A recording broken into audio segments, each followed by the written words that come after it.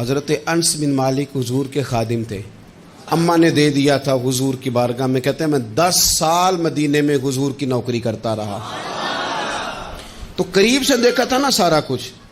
بہت ساری احادیث ان سے مروی ہیں, بڑی چیزوں کو دیکھا تھا, تو ہم سیانے ہو گئے, باتیں سمجھ گئے, قریب رہنے والے لوگ. تو ترمذی میں موجود ہے, ایک دن حضور سے پوچھتے ہیں یا رسول اللہ قیامت والے دن آپ کو کہاں تلاش کروں. یعنی حضور علیہ السلام سے پوچھتے ہیں حضور میں نا قیامت والے دن, بھئی بات تو یہ نا کہ اعمال ٹھیک کیے جائیں, معاملات پر توجہ دی جائے, عبادات کا خیال کیا جائے, جو ہمارے ذمے ڈیوٹیاں ہیں وہ پوری کی جائیں. تو وہ کہتے ہیں حضور وہ قیامت والے دن کہاں تلاش کروں. تو حضور نے بھی نہیں فرمایا کہ تو اعمال ٹھیک کر, مجھے ڈھونڈنے کی کیا ضرورت ہے, کہاں ڈھونڈوں. تو حضور فرمانے لگے مسکرا کے فرمانے لگے حوض کوثر پہ. یا رسول اللہ وہاں کیا ہوگا. تو فرمایا امت پیاسی آئے گی تو میں جام بھر بھر کے پلاؤں گا. حضور صلی اللہ علیہ وسلم نے فرمایا حوض کوثر پہ بھی جام پلائیں گے. سیانے بڑے تھے حضرت انس, اور بھلا ہمارا کر رہے تھے.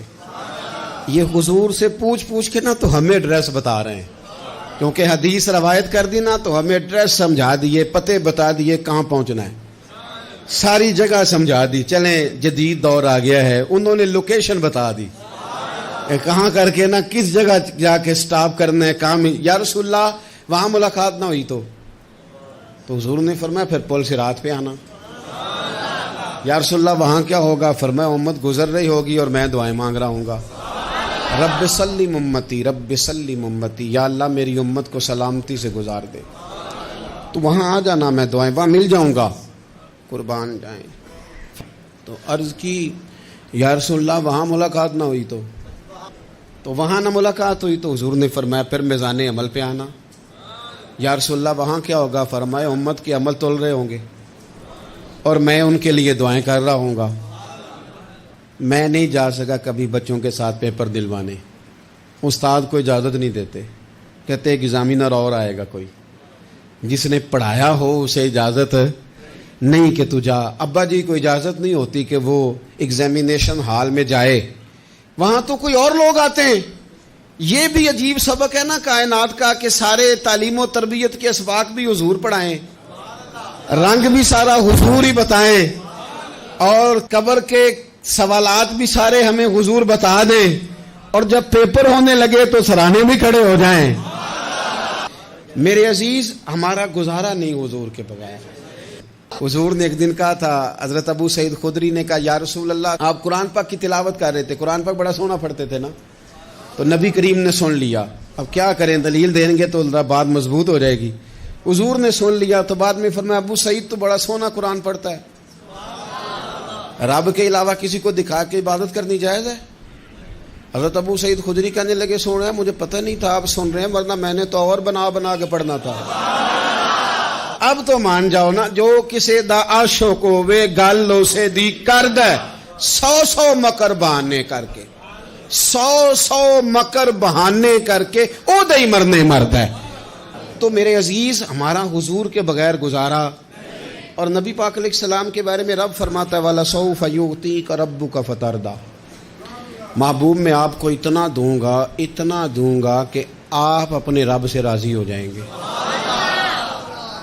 کیا کروں میں. اب یہ آیت اتنی شاندار ہے. حضرت امام زین العابدین رضی اللہ تعالیٰ عنہ سے کسی بندے نے کہا قرآن پاک میں سب سے زیادہ امید والی آیت کون سی ہے. اس کا خیال تھا لا تقنطوا من رحمت اللہ, کہیں گے اللہ کی رحمت سے نا امید نہ ہونا. اس نے کہا حضور سب سے امید والی آیت بتائیں. وہ کہتا میرے ذہن میں تھا کہ یہ والی آیت پڑھیں گے. تو امام زین العابدین رضی اللہ تعالیٰ عنہ فرمانے لگے سب سے امید والی آیت ہے وَلَسَوْفَ يُعْطِيكَ رَبُّكَ فَتَرْضَىٰ. رب کہتا ہے محبوب اتنا دوں گا کہ آپ اپنے رب سے راضی ہو جائیں گے. آیت نازل ہو گئی تو حضور پتہ کیا فرماتے ہیں صحابہ سے, فرماتے ہیں رب کہتا ہے حبیب تجھے راضی کرنا ہے, اور جب تک میرے سارے غلام جنت میں گئے نہ میں نے اللہ سے راضی ہونا ہی نہیں. میں نہیں راضی ہوتا اللہ سے, سارے جائیں گے تو تب. اور خود حضور کیا فرماتے ہیں, یہ سنن ابن ماجہ ہے, میرے رسول پاک صلی اللہ تعالی علیہ وسلم ارشاد فرماتے ہیں, حدیث کے راوی حضرت ابو موسیٰ اشعری رضی اللہ تعالیٰ عنہ, حضور فرماتے ہیں کہ اللہ نے مجھے اختیار دیا یا رسول اللہ کس بات کا؟ فرمایا رب نے اختیار دیا میں چاہوں تو آدھی امت بغیر حساب کے جنت چلی جائے، اور میں چاہوں تو اللہ سے اختیار لے لوں کہ یا اللہ مجھے شفاعت کا حق دے، میں سفارش کرتا جاؤں اور تو انہیں معافی دیتا جائے۔ یہ مجھے اختیار دیا اللہ تعالیٰ نے۔ تو حضور کیا فرماتے ہیں؟ فرماتے ہیں وہ آدھی امت والا سودا نہیں میں نے قبول کیا، میں نے نہ شفاعت لی ہے، کیونکہ یہ عام تر ہے اور یہ کفایت کرنے والی ہے، یہ عام بھی ہے اور کفایت کرنے والی بھی ہے۔ اور حضور نے یہ لفظ کہے، یہ سنن ابن ماجہ کتاب الزہد دیکھیے گا، اس میں روایت مل جائے گی۔ حضور فرماتے ہیں یاد رکھو تمہارا کیا خیال ہے کہ میری یہ شفاعت پرہیزگاروں کے لیے؟ خود جملہ استفہامیہ سے بات کرتے ہیں، تمہارا کیا خیال ہے کہ میری یہ شفاعت جو قیامت میں سفارش کروں گا تو پرہیزگاروں کی کروں گا؟ حضور فرماتے ہیں نہیں، میں قیامت میں گناہگاروں کی سفارش کروں گا، میں گناہگاروں کی سفارش کروں گا، گناہگاروں کے لیے عرض کروں گا اللہ کی بارگاہ میں۔ کچھ دن پہلے میں کہیں پڑھ رہا تھا کسی کا مضمون، اس نے تشبیہ کس طرح کی دی ہے مجھے پتہ نہیں، لیکن لکھ دی بات، کہنے لگے ایک وکیل ہوتا ہے ایک شفیع ہوتا ہے۔ حضور وکیل نہیں ہمارے، حضور ہمارے شفیع ہیں، شفاعت کرنے والے ہیں۔ وکیل یہ کہتا ہے جج صاحب سے کہ یہ جس کا میں وکیل ہوں نا، اس نے نا غلطی کوئی نہیں کی، اسے معاف کر دیں۔ وکیل یوں بحث کرتا ہے، کہتا ہے اس نے کیا ہی نہیں، جرم معاف کریں۔ اور جو شفیع ہوتا ہے نا وہ کہتا ہے مالک اس نے سارے کیے، تو میرے آنے کی لاج رکھ اور اسے معاف کر دے۔ یہ وکیل اور شفیع کا یہ فرق ہوتا ہے کہ شفیع کہتا ہے سونیا سارے کیے ہیں، بڑے بڑے پاپ کیے ہیں، پر میں جو آ گیا ہوں تو مہربانی کرنا معافی دے دے۔ میرے عزیز حضور کے بغیر کہیں بھی گزارا نہیں ہے۔ ہم نے نا جب یہ بات سمجھ لی، اور پتہ ہے نبی کریم صلی اللہ علیہ وسلم نے آگے بڑھ کے خود بھی کئی مقامات پر اس بات کو کھول کر مختلف انداز میں بیان کیا۔ حضرت عبداللہ ابن عباس رضی اللہ تعالیٰ عنہ کی روایت آپ دیکھ لیں، یہ آپ کو مستدرک میں ملے گی۔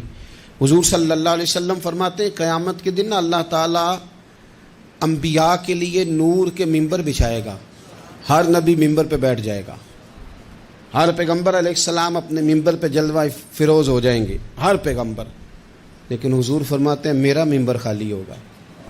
یا رسول اللہ صلی اللہ تعالیٰ علیہ وسلم آپ کا ممبر کیوں خالی ہوگا؟ حضور فرماتے ہیں میں ممبر چھوڑ کے رب کی بارگاہ میں کھڑا ہو جاؤں گا، اور اس ڈر سے کھڑا ہو جاؤں گا کہیں ایسا نہ ہو کہ میں جنت میں چلا جاؤں اور میری امت رہ جائے۔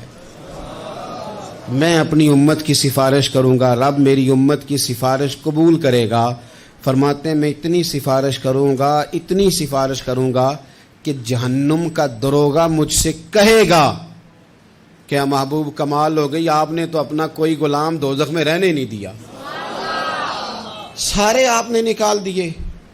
کسی شاعر نے بڑی خوب بات کی تھی، اس نے کہا تھا کہ یاد رکھو قیامت کا جو دن ہے نا، یہ قیامت کا دن دراصل ہمارا وقت ہوگا خاص، جب ہم نبی پاک صلی اللہ علیہ وسلم کی بارگاہ میں جائیں گے تو ہمیں سمجھ آ جائے گی کہ دنیا میں ہم نے کئی دوستیاں لگائی تھیں پر جھوٹی لگا بیٹھے، ایک دوستی سچی ہے جو مدینے والے کی ہے۔ تو نبی پاک صلی اللہ علیہ وسلم کے بغیر نہ دنیا میں گزارا ہے، نہ قبر میں گزارا ہے، نہ آخرت میں گزارا ہے۔